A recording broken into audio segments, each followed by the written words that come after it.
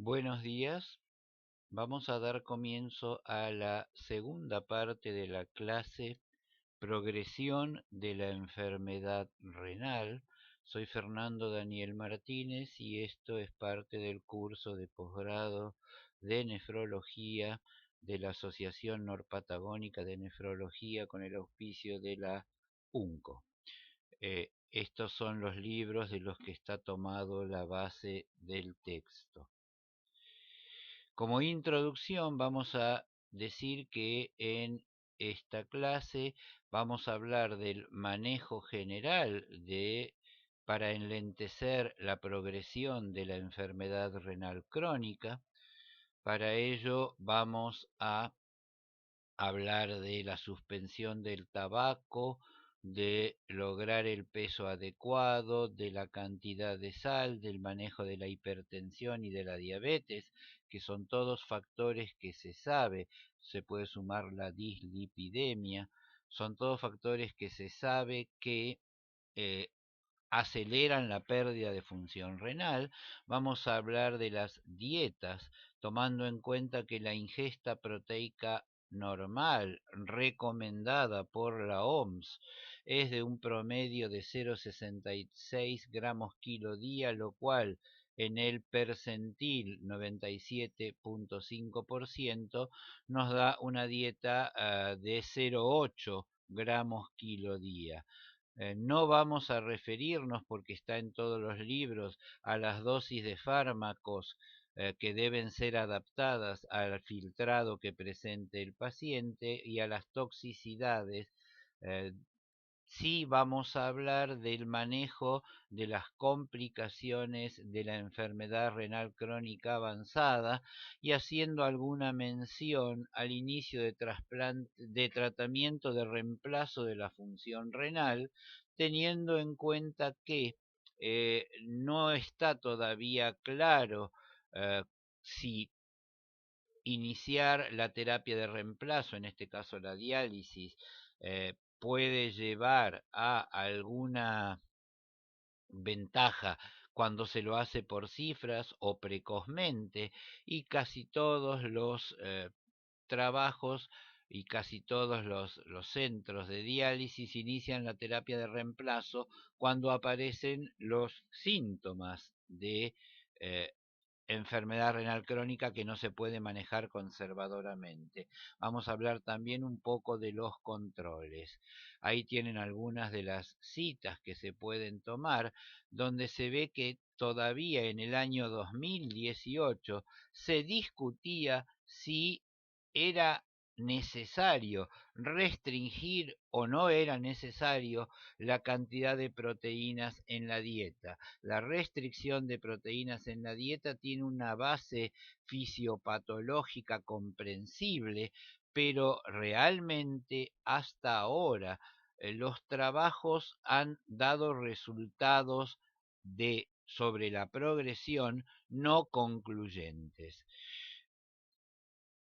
Acá tenemos las complicaciones más frecuentes de la enfermedad renal crónica, teniendo en cuenta que las complicaciones recién comienzan por lo general cuando el filtrado glomerular baja de 30 mililitros por minuto y los síntomas alrededor de 10 mililitros por minuto.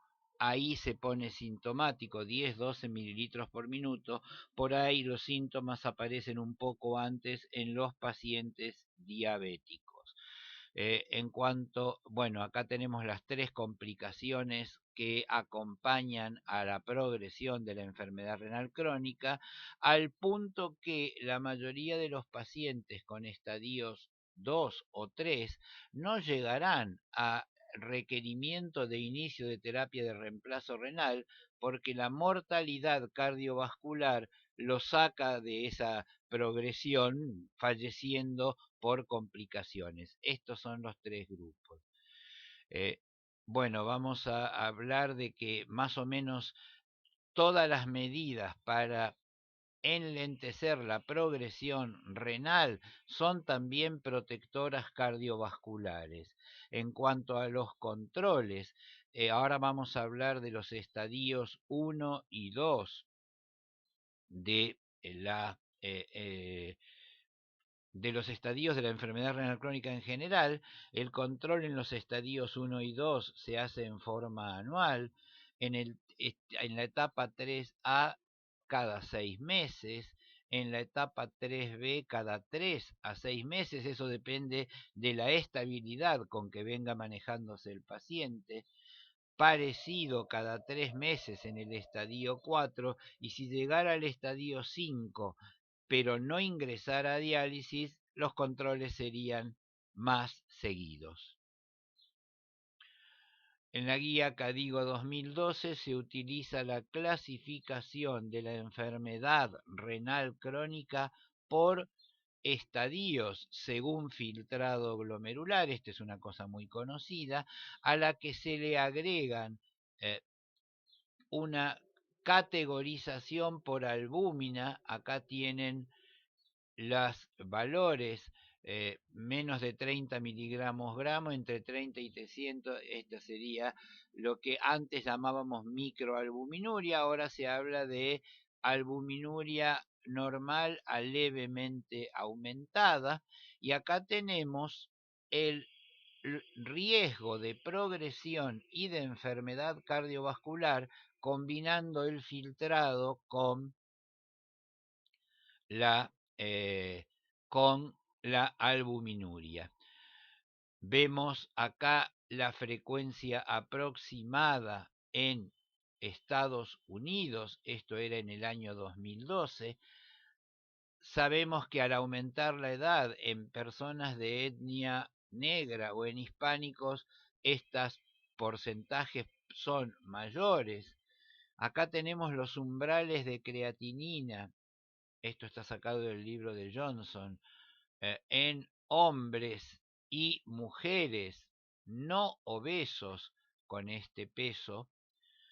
En negros está en discusión la inclusión de la raza cuando se determina el filtrado glomerular estimado, pero antes, ahora esto se está discutiendo y algo vamos a hablar más adelante, hay que aumentar estos valores en 0,1 miligramos por ciento. En general, vemos que a partir del estadio 3B tenemos un muy marcado aumento del riesgo renal y cardiovascular. Brenner establece una frecuencia del 13% para todos los estadios de enfermedad renal crónica, y acá tenemos la frecuencia por cada uno de los estadios de filtrado. Como ven ustedes, la frecuencia es mucho más alta para el estadio 3 que para los estadios 4 y 5, y acá es donde la muerte por enfermedad cardiovascular juega un papel importante para que muchos pacientes salgan de la lista en este estadio.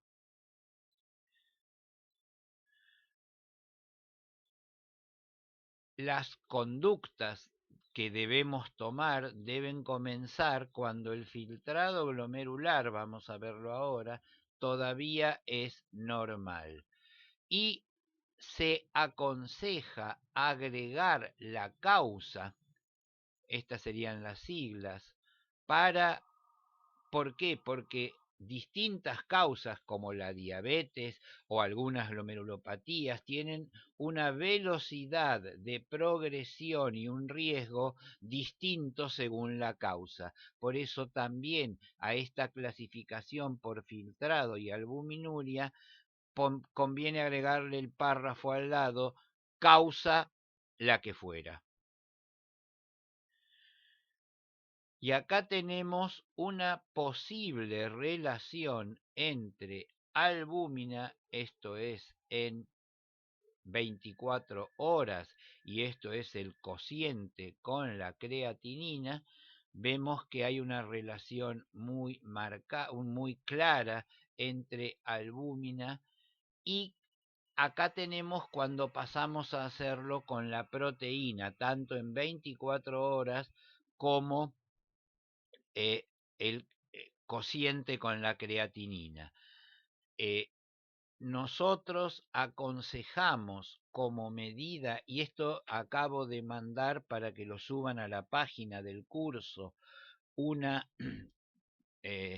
un Word que está en la parte de artículos varios sobre una investigación sobre cómo investigar filtrado en el laboratorio y cómo investigar y relacionar albuminuria, las cintas, etcétera, que les recomiendo que lean. Acá entonces vemos, nosotros en general aconsejamos como medida de investigación la microalbuminuria, y mientras se mantenga en estos valores de leve a moderadamente aumentada, manejarse con el cociente albúmina-creatinina, ya cuando la albuminuria está severamente aumentada, ya directamente es más barato medir la proteinuria, sobre todo la proteinuria de 24 horas cuando estamos buscando efectividad de un tratamiento. Si estoy tratando una glomerulopatía primaria o secundaria que tiene proteinuria con algún tratamiento inmunosupresor o corticoide, tengo que comparar las proteinurias de 24 horas. Esto está sacado de la guía CADIGO del año 2012. Para recordar lo que ya vimos en la charla anterior de progresión, qué factores hemodinámicos y no hemodinámicos se ponen en juego a medida que se pierden nefronas.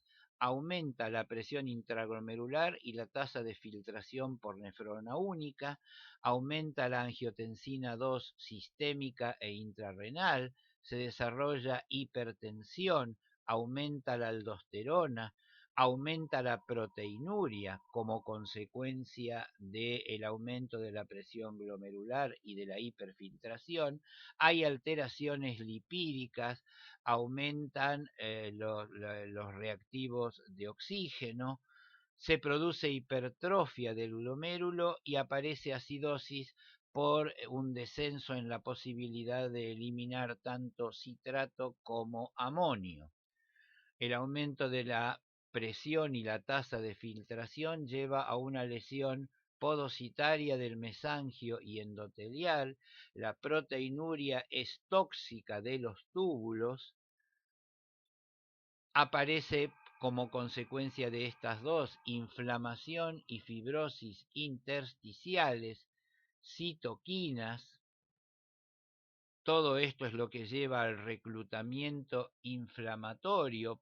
El daño tubular y la aldosterona contribuyen, la hipertensión contribuye a la lesión de las fases del glomérulo, lo mismo que las citoquinas. Todo esto incrementa la fibrosis. También los lípidos son activadores de las citoquinas, los factores reactivos de oxígeno, la hipertrofia y la acidosis. Todo eso lleva a la inflamación y a la fibrosis crónica, que termina produciendo mayor pérdida nefronal, tanto glomerular como intersticial. Esto es un círculo vicioso, que es lo que vamos a intentar cortar con las estrategias terapéuticas. Cualquiera sea la enfermedad renal primaria, disminuye el número de nefronas. Esto ya vimos que lleva a la hipertensión. Ahí es la primera estrategia terapéutica con antihipertensivos y bajando la ingesta de sal. El aumento de la presión capilar glomerular y de la tasa de filtración glomerular que viene con la pérdida de nefronas, mediado también por la hipertensión y por el aumento en la angiotensina 2, es lo que vamos a tratar de cortar utilizando inhibidores de la enzima de conversión o bloqueantes de receptores o eventualmente antialdosterónicos, si nos lo permite el potasio. La esclerosis glomerular y la fibrosis túbulo intersticial, una estrategia para disminuirlas es dejar de fumar, La proteinuria producida tanto por el aumento de angiotensina 2 como por estos cambios intraglomerulares va a ser intentada tratar mediante esta IECA y ARA2 para tratar de bajarla por debajo de 500 miligramos día, recordando que tanto la proteinuria como los cambios hemodinámicos intraglomerulares conducen al daño glomerular. La dislipemia, que también acompaña a la proteinuria, es la que intentamos mejorar con estatinas. Hay autores que consideran que todo paciente renal crónico debería recibir estatinas, salvo los en estadio ya 4 y 5. El daño glomerular, la dislipemia, la angiotensina y la proteinuria llevan a la inflamación intersticial que incrementa el daño de esclerosis y de fibrosis, y acá es donde podrían tener lugar cuando se generalicen los antifibróticos. A todo este esquema clásico hay que agregarle que probablemente a la brevedad se empiece a recomendar el uso de los bloqueantes de transportadores sodio-glucosa tubulares que ya están aconsejados en diabetes en la enfermedad renal crónica no diabética. El objetivo es una caída del filtrado menor a 1 mililitro por minuto por año, si se puede lograr. Vemos acá cómo la prevalencia y el riesgo relativo de llegar a la enfermedad renal crónica terminal, esta es la prevalencia, y vemos acá cómo el riesgo se incrementa a medida que aumenta la proteinuria y a medida que empeora la función renal. Acá tenemos la prevalencia y el riesgo de incidencia de enfermedad renal terminal. ¿En qué pacientes vamos a hacer screening? Porque el screening en población general y sobre todo el repetido no está aconsejado.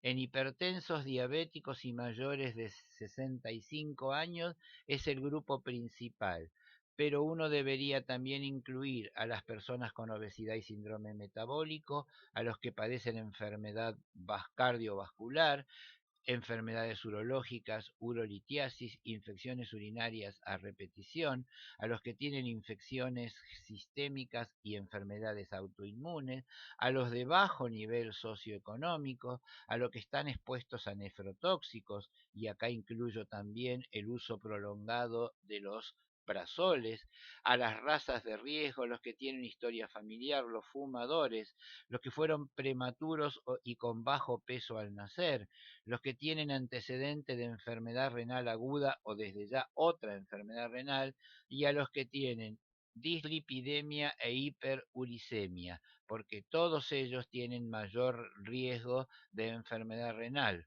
Vamos a hablar también de esto un poco después. ¿Y qué se hace como screening? Una medición del filtrado glomerular estimado, aconsejo que lean el artículo que ya menciono antes, la orina, para la presencia de albuminuria o, si ya la tenemos presente, de proteinuria y su seguimiento. Cuando hablamos de enfermedad renal, otra también incluimos a los que han sufrido cirugías renales. Todos estos son grupos de riesgo a los que habría que hacerle el screening. La finalidad del screening comienza con la anamnesis, el examen físico y los estudios complementarios para determinar la enfermedad causal e incluirla en la clasificación según filtrado y albuminuria, cuantificar la función renal, identificar cuadros reversibles como pueden ser las obstrucciones de la vía urinaria, cuantificar las comorbilidades y complicaciones que acá mencionamos, Recuerden que hay una asociación muy frecuente entre enfermedad tiroidea y enfermedad renal crónica. Bueno, y acá tenemos las complicaciones clásicas, la hipertensión, la hiper o la hipovolemia, todos trastornos que pueden acompañar a la progresión de la enfermedad, evaluar el riesgo cardiovascular y la velocidad de progresión de la pérdida de función renal. ¿Cuáles son los factores de riesgo? En general, para que haya progresión se requiere la presencia de más de un hit, de más de un golpe, que muchas veces hacen que la progresión no siga una línea eh, recta de pérdida de función, sino que cada hit empeora, a veces transitoriamente, pero sin recuperación completa o sin ninguna recuperación, empeora el ritmo de progresión. La raza negra y la raza hispánica tienen peor pronóstico. Hay genes y los varones tienen peor pronóstico. Los hipertensos y que tienen actividad del sistema nervioso simpático, los diabéticos, a peor estadio, la proteinuria, la activación del sistema renina-angiotensina, la obesidad, el síndrome metabólico, tabaquismo, acidosis metabólica, inflamación, fibrosis, todos estos, acá están los varones, aceleran el riesgo de pérdida de función renal. Por eso el objetivo de bajar la proteinuria a menos de 500 miligramos día. Y desde ya la anemia, el bajo nivel socioeconómico, relacionado muchas veces con la etnia. Acá tenemos el objetivo de pérdida de función renal, el alto consumo de alcohol, las drogas recreativas, las hierbas tóxicas, los fármacos nefrotóxicos, y vuelvo a los daines y a los prazoles, la presencia de plomo y metales pesados, la dotación de nefronas y la función renal residual, sobre todo desde el nacimiento, la presencia de dislipidemia, aterosclerosis, el metabolismo fosfocálcico y sus componentes, y la sal, el descenso de vitamina D. Esta es la pérdida que se busca en chicos y adultos. Y acá se puede buscar en internet uno de los test de riesgo de progresión de la enfermedad renal que se puede buscar en internet. Bien, esto está planificado para diabetes, pero podría también ser utilizado en cualquier otra causa de enfermedad renal crónica. Hay una colaboración multidisciplinaria entre los médicos de cuidados primarios y especialidades relacionadas con la pérdida de función renal. Hay cambios en el estilo de vida, en la dieta, ejercicio, pérdida de peso, no fumar.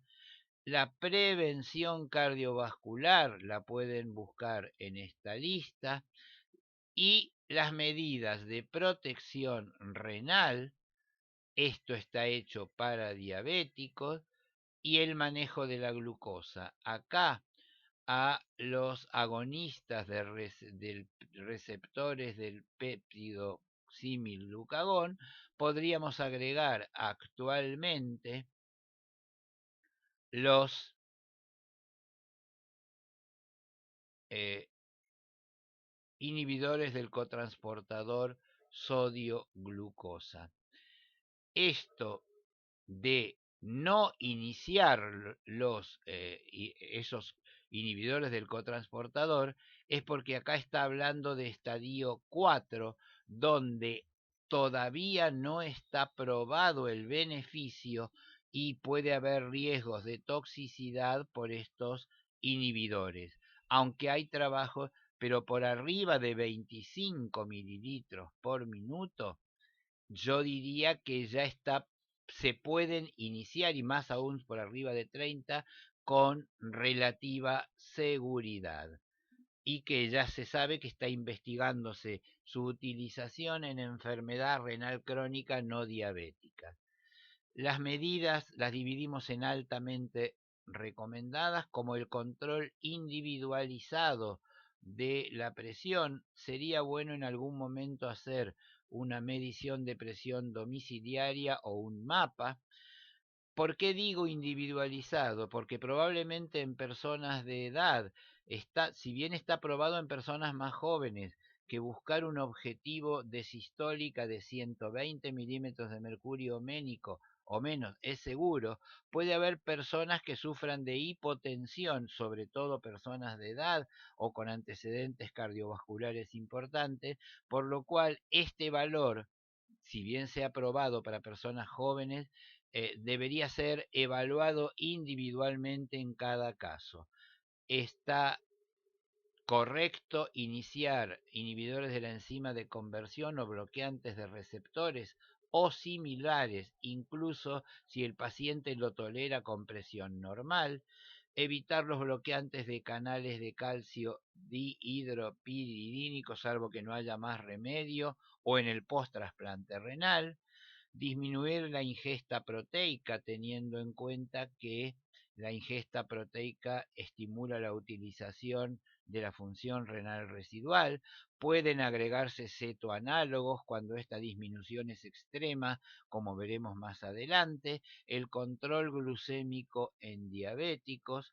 Acá hablamos ya entonces de que en los pacientes frágiles estos valores de presión no deberían ser los buscados, sino individualizar, y menos recomendada, pero siguen siendo importantes, control de sal y diurético, los bloqueantes cálcicos no dihidropiridínicos, el control del peso y el síndrome metabólico, la utilización de antagonistas de aldosterona.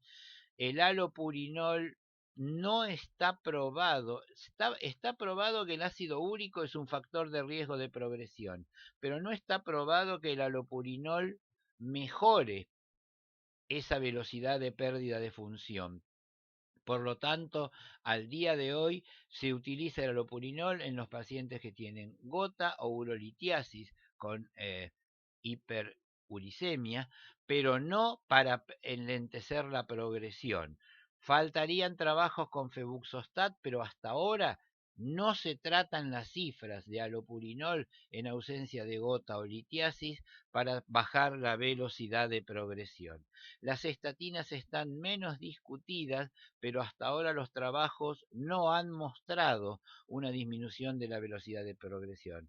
Sí es correcto el control del fósforo, el dejar de fumar, el tratamiento de la acidosis, eh, aunque, repito, esto faltan años para poder comprobarlo. Pueden usarse betabloqueantes, sobre todo por sus efectos cardiológicos, evitar la sobreanticoagulación con warfarina porque es un factor de mayor pérdida de progresión, y el aporte de vitamina D. Está discutido el doble bloqueo, hasta ahora no está probado que ofrezca beneficios, aunque podría utilizarse en personas con función renal normal, no diabéticos, porque en diabéticos hay otras causas de hiporeninemia y de hipoaldosteronismo, pero sobre todo con función renal normal. Cuando vamos a utilizar el bloqueo de receptores o la inhibición de la enzima de conversión, la edad, una proteinuria mínima, la poliquistosis, cualquier enfermedad que deteriore la perfusión renal, una pérdida rápida de filtrado glomerular, episodios repetidos de insuficiencia renal aguda o de hipotensión, favorecen no iniciar este bloqueo o discontinuarlo. En pacientes jóvenes con un filtrado glomerular más alto, que hayan tenido reducción de la proteinuria y que tengan menos de un 30% de aumento de la creatinina sin niveles de hiperpotasemia, y que reboten la proteinuria cuando se, inter, cesa este tratamiento, favorecen la utilización o el inicio de el bloqueo. Respecto a la dieta, esta es la recomendación de la OMS para adultos sanos. En pacientes con enfermedad renal crónica, bueno, normocalórica, con enfermedad renal crónica sintomática o con complicaciones, esto es en general por debajo de 30 mililitros por minuto, tenemos estas dos opciones, bajar a 0,6 gramos o a 0,3 más cetoanálogo, además de ajustarla a diabetes o a otras condiciones nutricionales. Si hay sarcopenia, no se baja la ingesta, al contrario, lo mismo que si hay hipoalbuminemia, en cambio, la presencia de proteinuria sí habla de bajar a 0,8 o menos la ingesta proteica y subirla a 1 gramo solo si la proteinuria es mayor de 5 gramos día. Las El fósforo se aconseja que sea menos de 800 miligramos al día y de ser posible en alimentos vegetales que se absorbe menos el fósforo. Acá tenemos todas las ventajas de una dieta vegetariana, tiene menos grasa, menos carbohidratos, más fibra, menos proteínas y fósforos, menor acidosis y menos sal. Todo esto modifica la flora intestinal que el intestinoma, la flora intestinal, el microbioma intestinal, acá tenemos otras ventajas relacionadas con esta y por lo tanto disminuyen la hiperfiltración, la pérdida de función progresiva y las complicaciones vasculares también mediadas por estas situaciones.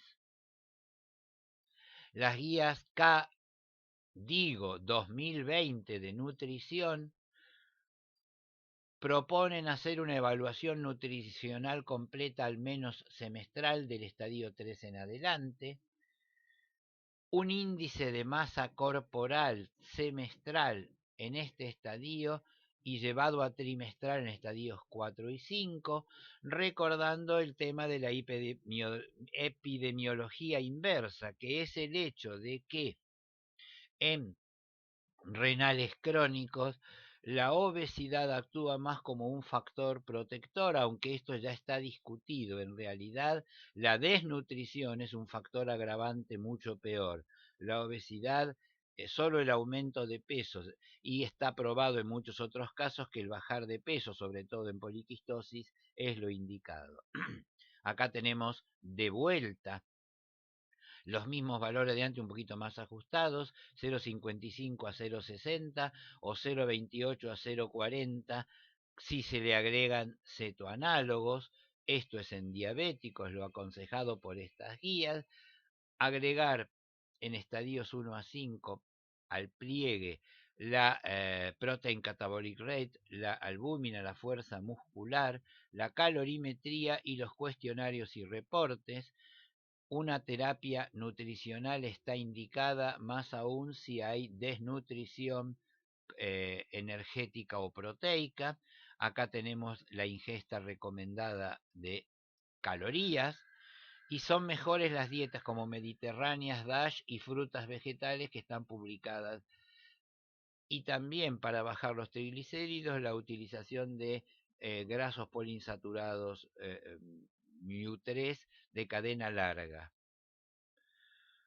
teniendo en cuenta que estas dietas digitales ayudan a bajar de peso y a controlar los lípidos y la acidosis, como ya vimos, y el correcto agregado de vitaminas y oligoelementos. Acá tenemos la utilización de bicarbonato o citrato desde el estadio 3 cuando hay acidosis, tratando de tener un bicarbonato mayor de 22 miliequivalentes por litro. Este es el normal, mayor de 22. Acá tenemos la ingesta de calcio eh, para y menos de 800 para fósforo, y el potasio está en discusión. En realidad no está probado que las dietas aumentadas en potasio no sean manejadas al menos hasta 30 mililitros por minuto, aunque el uso de inhibidores de enzima de conversión o bloqueantes de receptores puede dificultar el manejo y la evitación de la hipercalemia.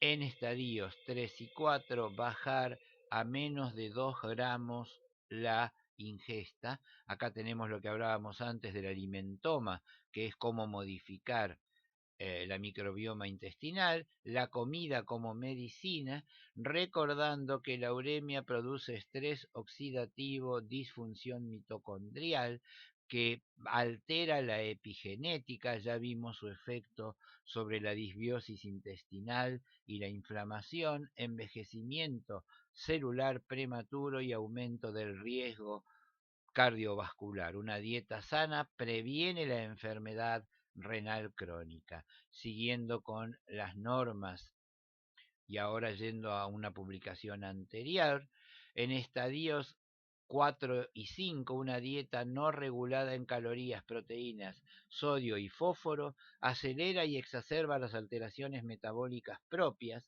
aumenta la sintomatología, reduce la efectividad de los tratamientos antiprogresión y acerca la necesidad de inicio de terapia de reemplazo, cualquiera sea la función en estos estadios. La dieta correcta tiene los efectos contrarios. La RC no tratada favorece la aparición de desnutrición y una terapia nutricional incluye la disminución de todos estos elementos en la dieta, asegura una carga calórica adecuada con aminoácidos esenciales y buen control glucémico en la diabetes. Los hidratos de carbono no aportan las sustancias que vimos recién. Los aminoácidos esenciales y cetoanálogos son obligados en las dietas muy bajas en proteínas. La dietoterapia debe seguir los principios de cualquier tratamiento farmacológico, indicaciones, contraindicaciones, efectos colaterales, dosis, evaluación periódica, seguimiento y verificación de resultados. La disminución reglada de la ingesta proteica no es causa de desnutrición y puede facilitar la utilización de la diálisis incremental. Se combate la disbiosis intestinal con las consiguientes toxinas urémicas, inflamación y riesgo cardiovascular, aportando fibras para evitar la constipación, entre otras ventajas.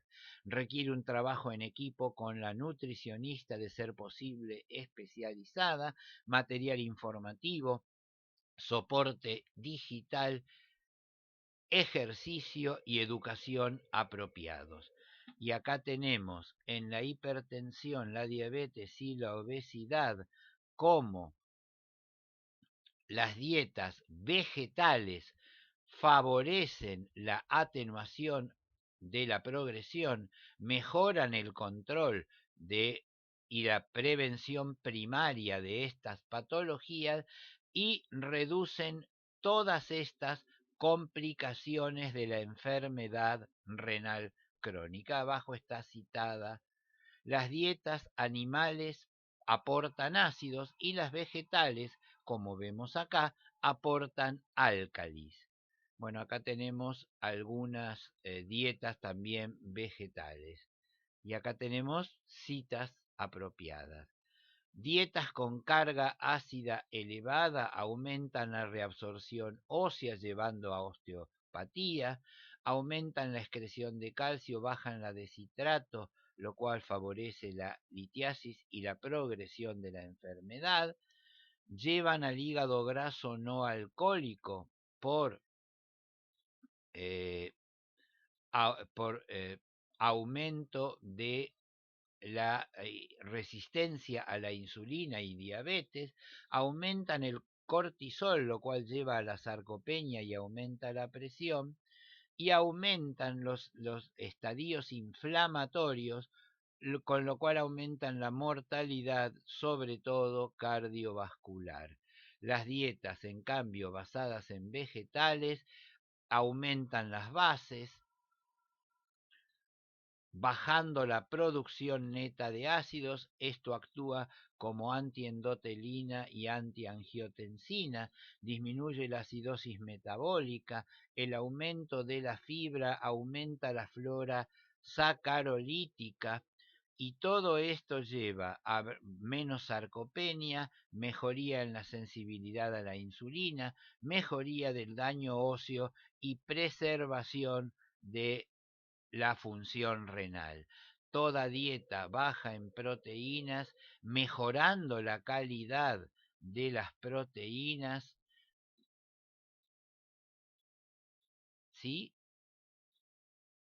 Produce una disminución de las toxinas urémicas, una disminución de las bacterias que producen triptofano, mejoría en la flora intestinal, bajan la enfermedad ateromatosa y enlentecen la progresión, sobre todo si se basan en dietas eh, vegetales. Acá tenemos cómo el aporte de aminoácidos esenciales puede compensar, y acá tenemos la cita de esto. Acá tenemos las clásicas dietas y sus ventajas. Esto les recomiendo que lo paren y lo lean ustedes. Es un trabajo que ya tiene unos años. Y bueno, cómo hay que suplementarlo con cetoácidos en algunos casos. Acá tenemos todas las dietas que pueden encontrar en internet que favorecen esta patología. Todas bajan la mortalidad, el riesgo de enfermedad renal crónica, y bajan la proteinuria, mejoran la acidosis, la hipertensión, la diabetes, el fósforo, los microbiomas y por supuesto las toxinas, y bajan el riesgo cardiovascular. El riesgo de hiperpotasemia es bajo y manejable. Acá tenemos que las frutas secas, los jugos y salsas producen más hiperpotasemia que los frutos naturales. Y acá tenemos, por último, el bloqueo de la enzima de conversión o de los receptores, a través de qué mecanismos bajan la proteinuria y bajan la velocidad de progresión renal. Todo esto también es colaborado por las dietas bajas en proteínas mediante estos mecanismos, haciendo que el uso combinado de ambas sean enlentecedores de la pérdida de función. Cabe recordar que los trabajos que mencionaron que el descenso de proteínas bajaba la progresión eran sin utilización de esto. No está probado que la suma de baja de proteínas en la dieta al tratamiento bloqueante sea tan efectivo como la suma de baja de proteínas sola. En los estadios 1 a 4 hay que hacer un laboratorio anual, como ya vimos, y acá está qué laboratorio, y en estadio 5 esto debe llevarse a cada 3 meses, o 2, o 1, o cada vez que se inician o cambian las dosis de bloqueo. La presión objetivo es de menos de 130-80, es decir, 120 si hay proteinuria, o más alta si no hay proteinuria, recordando que la, el objetivo de presión debe ser individualizado a la tolerancia del paciente. En ausencia de enfermedad renovascular o insuficiencia renal aguda, y en mayores de 75 años con insuficiencia cardíaca o enfermedad renovascular, mejor quedarse con 140-90. Si hay pérdida de albúmina, se utilizará el bloqueo, más diuréticos o beta bloqueantes o bloqueantes cálcicos que ya vimos antes. La pregunta del doble bloqueo, el agregar espironolactona, sobre todo si la función renal es normal. En estadio 5 los diuréticos deben ser de ASA. Evaluar si hay pérdida de potasio, si hay sobrecarga líquida, cuál es el apetito y la capacidad física. Estatinas podrían ser útiles hasta los estadios finales. No fumar, ejercicio una vez 60 minutos cada 5 a 7 días, control metabólico, buen peso, dieta y disminuir la sal. Según estadio, en los estadios 1 y 4 hay que agregar además el control de la osteodistrofia, lo mismo en el estadio 5, buscar pérdidas si hay anemia y manejarlo con hierro o eritropoyetina. Esto también es válido para el estadio 3 y 4 si hay anemia y no hay pérdida. Educar o informar en estadios 3 y a partir del estadio 4 informar sobre terapias de reemplazo y la posibilidad de tratamientos paliativos. En estadios 1 a 3 con alta progresión o en el estadio 4 vacunar y la derivación al nefrólogo si el estadio 1 a 3 tiene proteinuria importante o albuminuria o hay rápida caída del filtrado glomerular.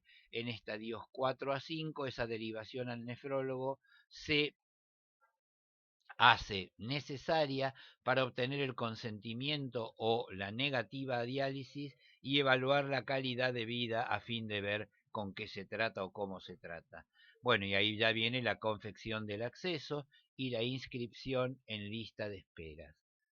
Los cuidados de soporte tienen que incluir decisiones compartidas. La famosa pregunta sobre me sorprendería. Esto quiere decir, ¿me sorprendería que este paciente esté muerto dentro de 3 meses? Ese es un dato a favor de tratamiento paliativo y no terapia de reemplazo.